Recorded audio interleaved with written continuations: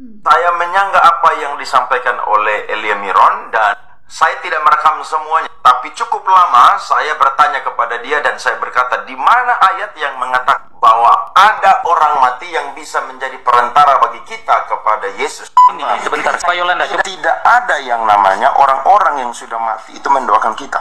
Dalam teologi Protestan dan teologi itu apapun.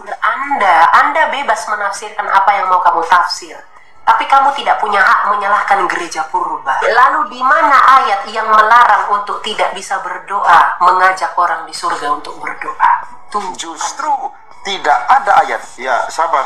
Apa yang Anda tafsirkan itu sangat-sangat tidak alkitabiah. Kalau Elia berkata bahwa jadi orang percaya di sana apakah hanya merujuk kepada yang di peristiwa Lazarus? Kalau dikatakan begini Pak, tadi saya mengatakan bukan Bunda Maria menjadi perantara, tapi kita mengajak Bunda Maria mendoakan kita. Oke. Apa yang kita doakan. Jadi kita nggak bilang ke Bunda Maria sampai aku berdoa kepadamu, berikanlah aku ini, sampaikanlah kepada Bapak ini. Ya, saya paham apa yang Saudara Elia ya. ngomong. Jadi, bentar dulu, jangan interupsi saya, ya. Saya menjelaskan Bunda Maria, kita ajak dia berdoa bersama kita kepada Yesus, agar Yesus memerantarai doa kita kepada Bapa. Dan doa novena itu adalah mengajak Bunda Maria agar Bunda Maria itu berdoa bersama kita, menyampaikan permohonan kita, mendoakan kita ya. Kita ajak mereka mendoakan kita kepada Kristus agar Kristus menyampaikan kepada Bapa. Maaf, saya menyanggah pernyataan Elia yang berkata, Anda bebas menafsir. Di dalam kekristenan tidak ada kebebasan dalam menafsir. Karena firman Tuhan adalah ya dan amin. Apa yang tertulis itulah firman yang disampaikan oleh Tuhan. Firman Tuhan berkata, dalam Lukas 21 ayat 33, langit dan bumi akan berlalu, tetapi perkataanku tidak akan berlalu. Jadi perkataan firman Tuhan itu tidak akan berlalu. Apa yang dituliskan itulah firman Tuhan. Kalau Elia berkata, Anda bebas menafsirkan, jadi kalau ada 1000 tafsiran, maka akan muncul 1000 pengajaran. Itu akan menimbulkan kekacauan.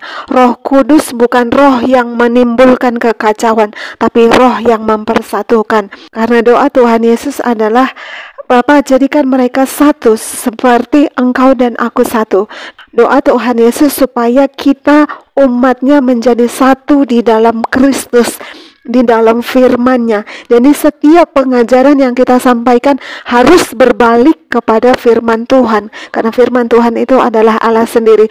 Tidak ada bebas menafsirkan. Kalau bebas menafsirkan berarti 1000 penafsir, 1000 pola ajaran baru. Itu tidak benar. Format gereja adalah kembali kepada pola pengajaran pertama oleh Kristus. Ajaran gereja Antioquia, gereja mula-mula. Sebenarnya seluruh aliran gereja yang ada pada saat ini, baik itu Ortodoks, Katolik, Protestan, Karismatik, apapun jenis aliran gerejanya, harus berbalik kepada pola gereja Kristen pertama, yaitu gereja Kristen Antioquia. Gereja para rasul murid langsung.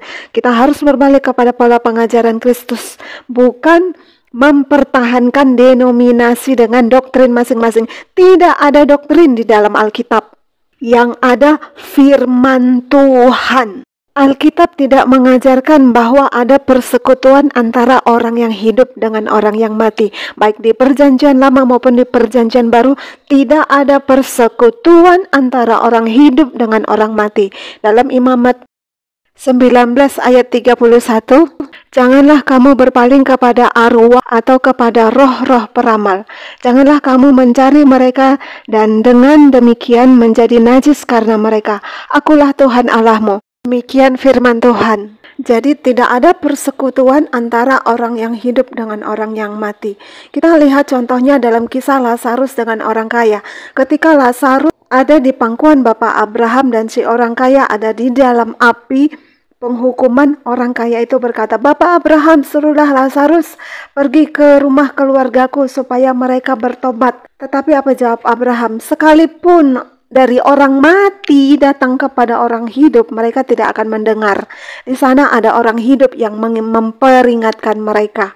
Jadi artinya tidak ada lagi hubungan antara orang yang hidup yang mati. Orang mati tidak bisa datang ke dunia orang hidup, atau orang hidup bersekutu dengan orang yang mati. Itu tidak ada lagi. Jadi kita berpatokan kepada firman yang tertulis, bukan penafsiran bebas.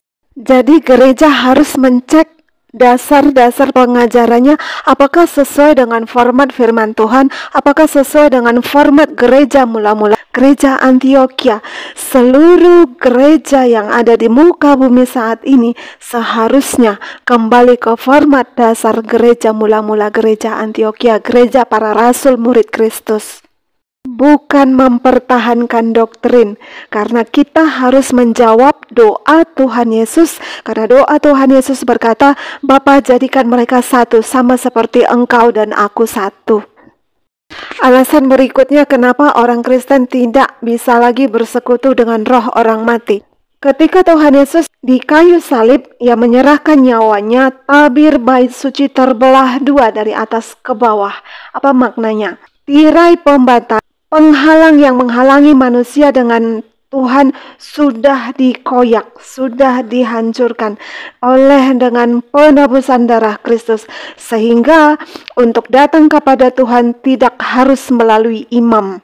Kalau pada zaman dahulu setiap orang datang kepada Tuhan meminta penebusan dosa, pengampunan dan keselamatan, datang melalui imam. Nah, ketika Tuhan Yesus menyerahkan nyawanya dan tabir bait suci terkoyak, terbelah menjadi dua, setiap orang boleh datang kepada Tuhan Yesus tanpa perantara imam. Jika imam saja tidak lagi menjadi penghalang doa pengampunan dan keselamatan kepada Tuhan, apalagi roh orang mati. Tuhan itu tidak suka membuat repot umatnya. Jadi setiap orang yang percaya dan mengaku dosa dan meminta pengampunan dan keselamatan pengampunan dari Tuhan bisa langsung berhubungan dengan Tuhan Yesus oleh darah Kristus yang Maha Suci, tanpa melalui perantara imam. Jadi kalau perantara imam saja sudah disingkirkan oleh penebusan Kristus di kayu salib dengan dikoyaknya tabir bait suci, apalagi dengan perantara orang mati. Dan Bunda Maria saat ini belum ada di surga, masih di halaman Firdaus. Karena yang di surga itu orang yang dibangkitkan pada kebangkitan pertama ketika Tuhan Yesus menyerahkan nyawanya, semua kubur orang-orang kudus terbuka, itulah kebangkitan pertama. Mereka dibangkitkan.